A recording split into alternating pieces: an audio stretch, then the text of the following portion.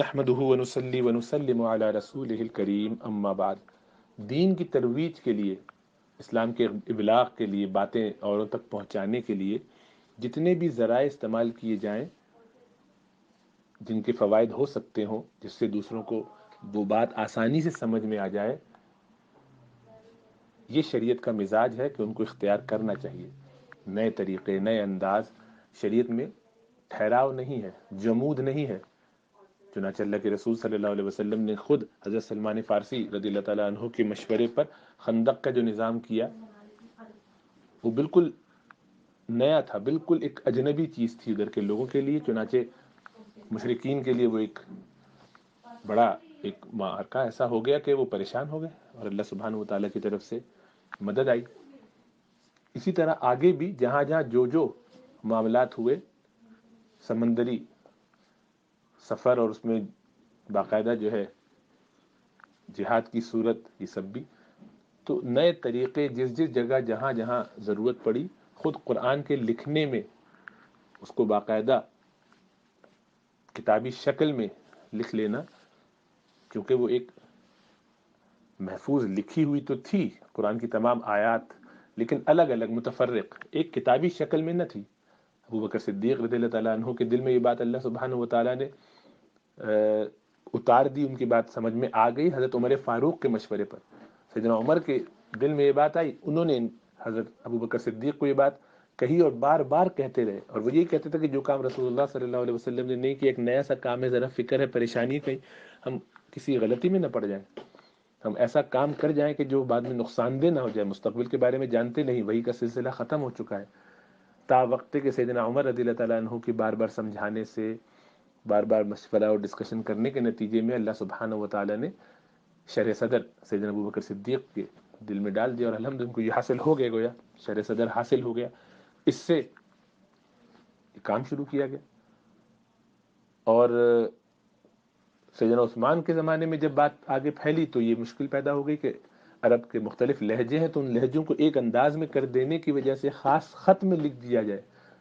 اس پر پوری حکمت کے ساتھ عمل ہوا، اور باقاعدہ جو قرآن ہمارے پاس جس مصحف میں، مصحف عثمانی جسے کہتے ہیں، وہ اس انداز سے لکھا گیا ہے کہ سبع قراءات جو رسول اللہ صلی اللہ علیہ وسلم سے متواتراً امت تک پہنچی ہیں عرب کے 7 لہجوں میں، وہ ہر قراءت اس میں فٹ بیٹھتی ہے، اس کو پڑھا جا سکتا ہے، اس کے ساتھ سمجھی جا سکتی ہے. پورا ایک علم ہے، 4 سالہ اس کا باقاعدہ کورس کیا جاتا ہے.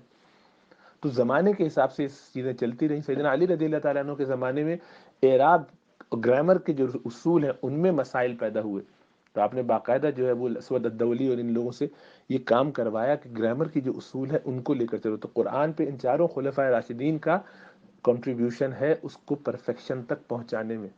آگے بھی امت میں ضریبت صحابہ کی جماعت نے پوری ان کی مدد کی. اہل بیت اطہار میں سے، ازواج مطہرات میں سے، سارے کے لوگوں، سب کا اپنا اپنا حصہ اس میں، کچھ نہ کچھ جس کے جو نصیب میں تھا اللہ نے ان سے کام لیا. تو وہ دیکھیں نئی نئی چیزیں استعمال کی گئیں اور آج تک کی جا رہی ہیں.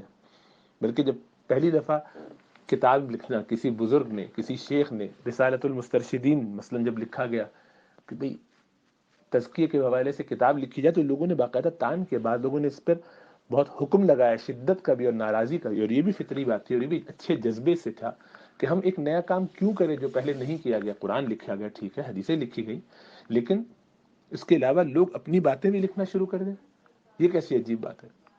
تو یہ بھی ایک زبردست امت کا احساس ہے کہ ہمیں یہ احتیاط، فکر کہ کوئی کام ایسا نہ ہو جائے کہ جو شریعت یا اللہ سبحانہ و تعالیٰ کے منشا کے خلاف ہو جائے. رسول اللہ صلی اللہ علیہ وسلم موجود نہیں ہے، وہی نہیں ہے، تو ہم کیسے کریں؟ تو بعض اوقات جو لوگوں کے ذہنوں میں خیال آتا ہے کہ علماء جو ہے ہر چیز میں پہلے کہہ دیتے کہ ٹھیک نہیں ہے، بعد میں وہ کرنے لگتے ہیں. تو یہی تو ان کی دیانتداری اور تقویٰ ہے کہ جتنا علم جس وقت حاصل ہوتا ہے اس کے مطابق کہتے ہیں. جب اس پہ مزید وضاحتیں آ جاتی ہیں، بہت کھل کے بات سامنے آ جاتی ہے، شرح صدر حاصل ہو جاتا ہے. جس طرح ابو بکر صدیق رضی اللہ تعالیٰ عنہ کو آپ بھی کہہ سکتے ہیں کہ پہلی دفعہ میں کیوں نہیں مان لیا؟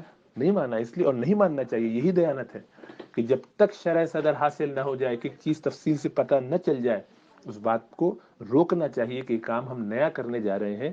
ہر نیا کام ٹھیک ہونا اور اچھا ہونا ضروری نہیں ہے، لیکن اس کے ہونے کا امکان ہے، اس کے فائدے ہو سکتے ہیں، لیکن غور کیا جائے، وقت لیا جائے. حضرت مفتی تقی عثمانی صاحب کے بارے میں آپ لوگ جانتے ہیں، دامت برکاتہم کے ابتدائی فتویٰ یہی تھا آرگن ٹرانسپلانٹیشن کے حوالے سے. آگے اب کیا ہو، حضرت مفتی شفیع صاحب رحمۃ اللہ علیہ کی جو رائے تھی اس کو وہ لے کر چلتے رہے، لیکن اب دنیا میں اس کے فوائد جو نظر آ رہے ہیں ٹرانسپلانٹ کے، اس سے ایک بڑا طبقہ